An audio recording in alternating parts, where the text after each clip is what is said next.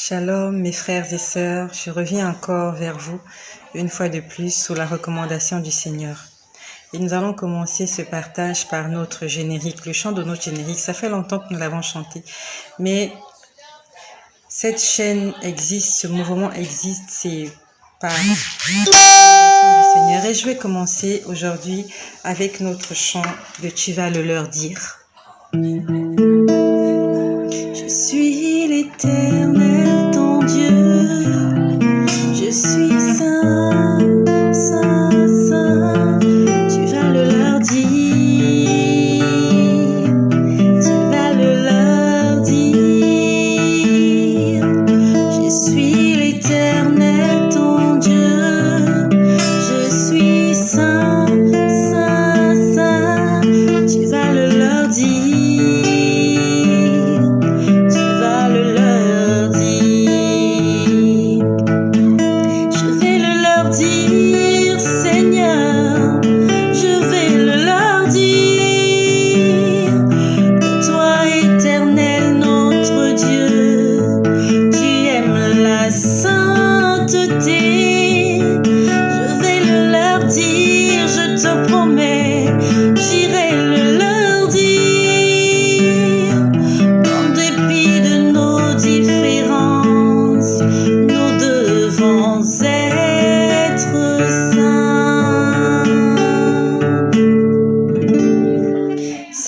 C'était notre générique pour la gloire de notre Seigneur. C'est la recommandation qu'il m'a donnée.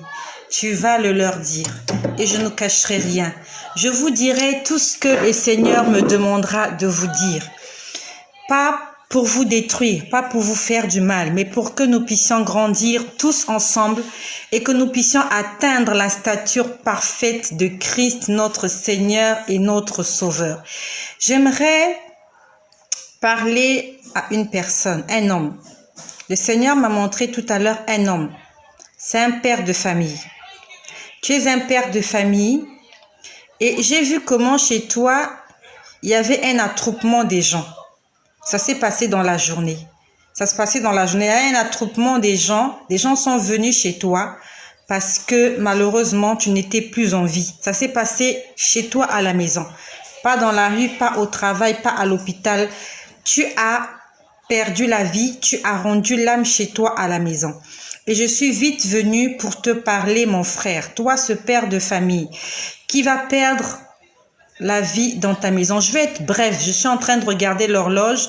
Je vais être brève afin que les gens puissent écouter ce message, que ce ne soit pas long, que les gens puissent en profiter un maximum. Le Seigneur m'a montré un père de famille qui va rendre l'âme dans sa maison. Et lorsque j'ai vu la scène, il y avait un attroupement. Les gens du quartier sont venus. Je ne sais pas ce qui s'est passé exactement. Je ne sais pas quel incident il y a eu à la maison. Mais il y a eu un attroupement de gens chez toi. Il y avait des gens même jusque dans la rue. Et je pouvais entendre quelqu'un qui se plaignait, qui disait qu'il y a quelque temps de cela que tu avais perdu quelqu'un. Tu étais allé enterrer quelqu'un que tu connaissais. Il y a quelqu'un dans ton environnement, dans ton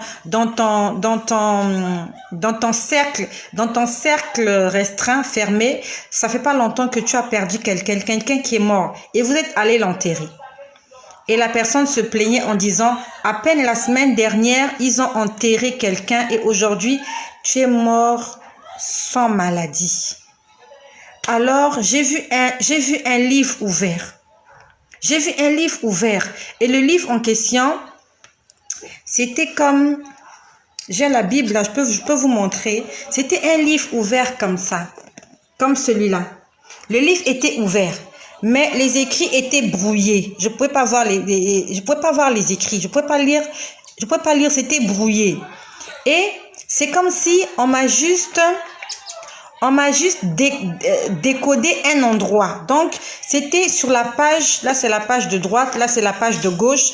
C'était sur la page de gauche. C'est comme si on a zoomé une phrase.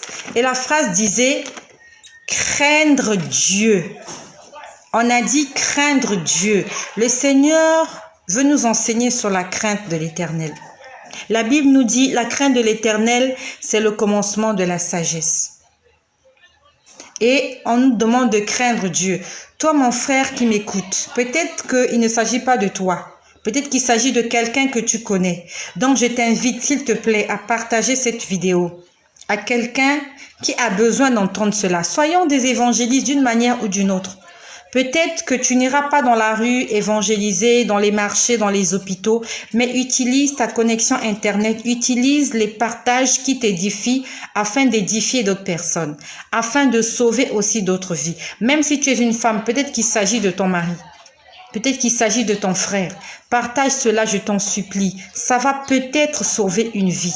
On ne sait jamais. Le Seigneur connaît les raisons pour lesquelles toi, tu es connecté à cette chaîne.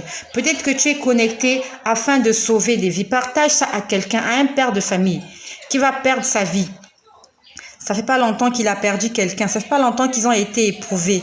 Il va perdre sa vie parce qu'il ne craint pas Dieu. La crainte de l'Éternel, c'est le commencement de la sagesse. Dans le livre de Job, au chapitre 1, au verset 1, on nous dit, il y avait un homme appelé Job. Il était intègre, droit.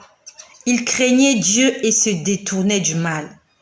Un homme qui craint Dieu, c'est un homme qui se détourne du mal. Un homme qui craint Dieu, c'est un homme qui obéit. Une femme qui craint Dieu, un homme qui craint Dieu, ce sont des personnes qui sont au service, qui obéissent au commandement de Dieu. Dans le livre de Psaume, dans le Psaume au chapitre 14, verset 1, il est écrit « L'insensé dit en son cœur, il n'y a point de Dieu ». Nous ne devons pas être des insensés. Nous devons être des personnes sensées. Et une personne sensée, c'est une personne qui sait qu'il y a un Dieu. Et le fait d'avoir un Dieu signifie qu'il y a quelqu'un qui a les regards sur toi, qui voit ce que tu fais, qui fait attention à ta marche. Est-ce que tu crains Dieu ou tu te comportes de façon insensée? L'insensé dit en son cœur, il n'y a point de Dieu. Ça veut dire l'insensé, c'est celui-là qui dit, je peux faire tout ce qui me plaît. Je peux aller où je veux. Je peux marcher comme je veux. Mais celui qui craint Dieu, c'est celui-là qui est un homme intègre, droit. C'est une personne qui se détourne du mal. L'Éternel nous appelle à le craindre. Pas avoir peur. Pas trembler devant lui, mais le respecter. Respectant l'Éternel. Il mérite la louange, il mérite l'adoration, il mérite le respect. De la même façon que nous inclinons devant les hommes politiques, de la même façon que nous inclinons devant les personnes qui ont des moyens, offrant à l'Éternel nos inclinaisons, notre prosternation, notre louange, nos adorations. Craignons l'Éternel. Et je prie pour ce frère. Je prie pour sa famille. Je déclare au nom de Jésus-Christ qui va entendre ce message et qui va se repentir, qui va demander pardon au Seigneur et qui va prendre la décision de marcher en nouveauté de vie avec Dieu. Dieu est celui-là qui nous aime et qui nous avertit avant que le malheur ne puisse frapper. Avant que le déluge n'arrive, le Seigneur avait averti. Il avait dit à Noé, va avertir les hommes que je vais détruire la terre par le déluge. Les gens ne le sont pas écoutés. Les gens n'ont pas écouté et le déluge est quand même descendu, les gens sont morts. Le Seigneur a envoyé des anges à Sodome et Gomorrhe, plus précisément à Sodome. Il est allé avertir Lot. Il a dit à Lot, avertis les gens de ta famille, fais sortir tout ce qui t'appartient. Il est dans le livre de Genèse, c'est au chapitre 18, on dit que Lot est allé vers ses gendres, ça veut dire les maris de ses filles. Il leur a dit, sortez, parce que la ville va être détruite. La Bible nous dit que les gendres croyait qu'il était en train de plaisanter. Il croyait qu'il plaisantait. Jésus a annoncé qu'il allait mourir, qu'il allait ressusciter. Les gens ont écouté, les apôtres ont écouté, mais personne n'a fait attention. Mais ces choses se sont réalisées. Si le Seigneur a parlé, c'est parce qu'il veut te faire du bien. La Bible dit, le Seigneur ne veut pas que le pécheur meure, mais il veut que tous nous puissions parvenir à la connaissance de la vérité. Il ne veut pas que le méchant puisse mourir dans son iniquité.